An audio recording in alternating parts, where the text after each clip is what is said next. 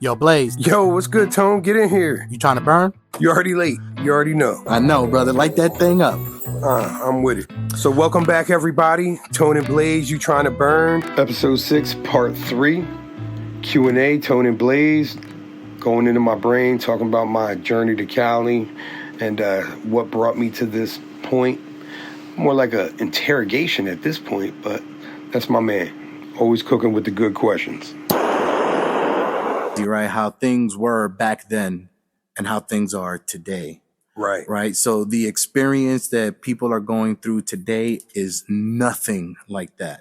You know, if somebody wants to open a dispensary, they just got to file some papers. They got to have some cash on them and they're ready to start opening their shop, get a bank account, get a tax ID, an EIN. I think in Jersey it's still a little bit more difficult, but they did just recently open up applications, like open it up for people that wanted to apply to open a cannabis related business, whether it's dispensary, a grow operation, or, something related to the field, you know what I mean? Like an edible or something like that. And I believe I'm going to do a little bit of research, Tone, because you caught me off guard with this comment. No, but this is great, especially since we are looking forward to having, guest speakers that are involved in this industry. Right. And really, drop some knowledge nuggets and just elaborate, on how those things are gone about or, right. How they're conducted, because it's an industry that it's really still in its infancy. Right. And has so much opportunity, not just for growth, but to make a real impact on the patients and the community around it.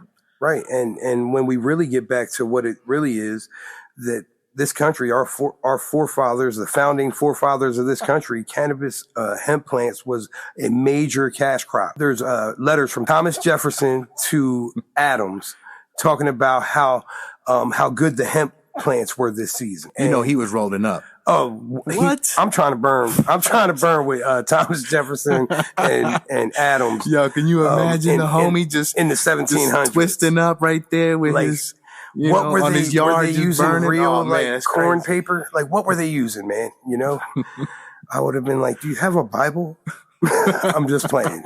Scratch that. I'm just kidding. But they were probably making rice paper, like some type of paper. Yeah, most likely rice paper or something like that. I would say.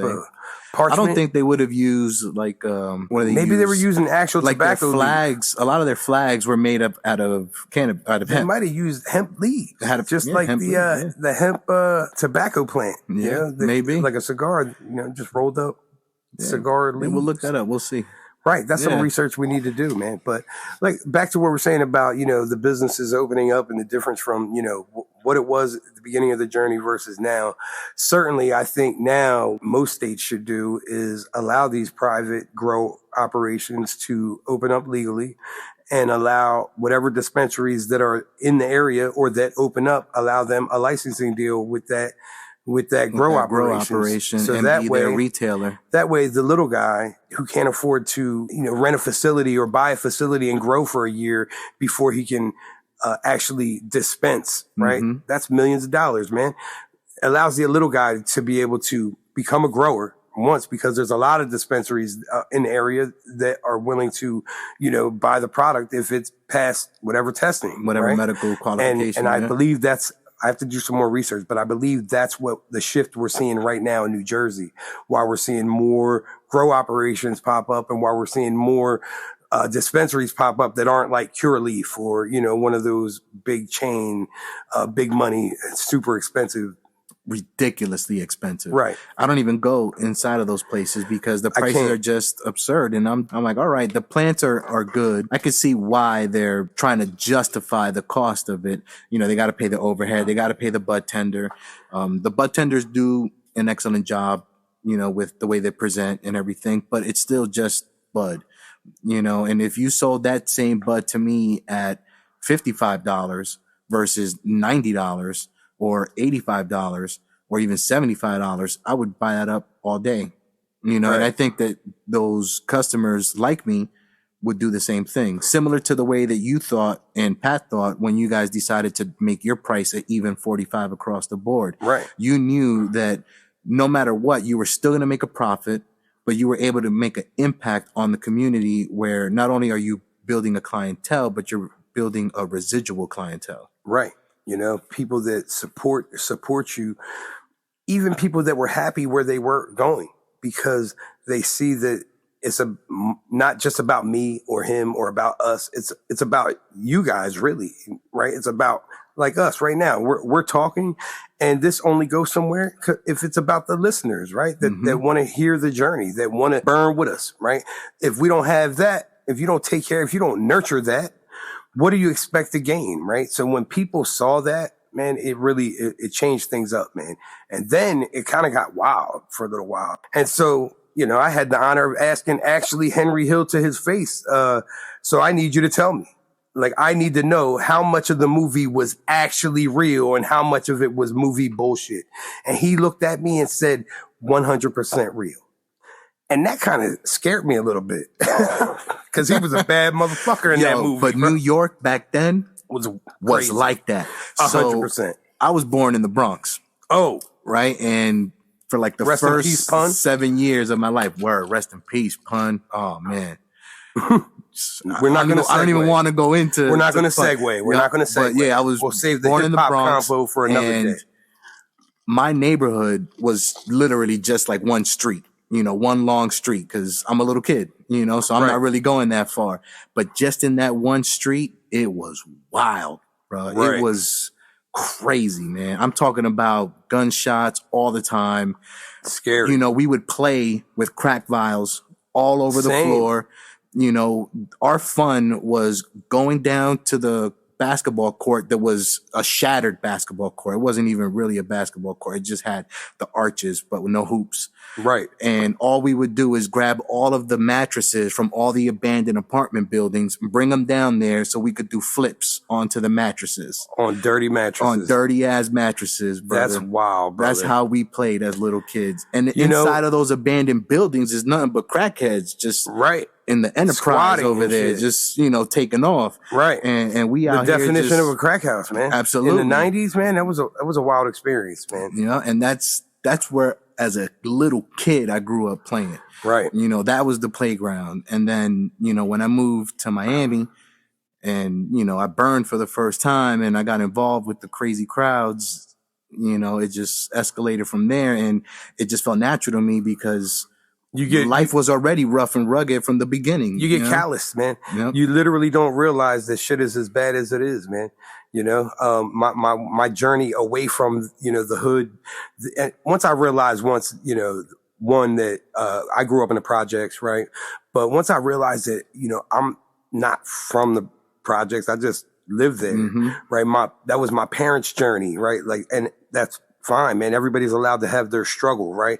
I was grateful my mom was able to put a roof over my head and my sister's head at that time, right? But once I had this realization that that's just where my story starts, but it was no choice of mine, right? It was no doing of mine, no journey of mine to put me in the projects or in the hood. So I knew that I could leave, right? Where if I go back to that hood now, sadly, some of my friends are still living in the same house in the projects. Was my mom, by working 5 jobs.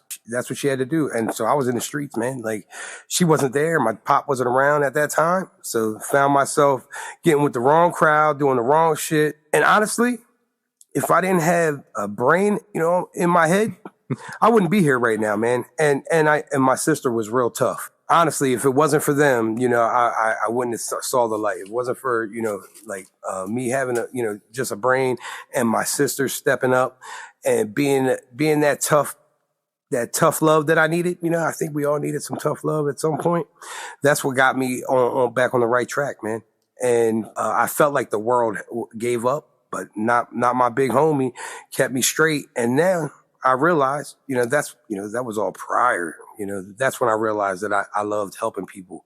And, you know, I love to be a positive impact on people, you know, from stand-up comedy for a short while to, you know, just trying to be the most jovial and happy person I could be. Just like I fuck with you every time you come in. If I don't fuck with you, that's probably because I don't fuck with you.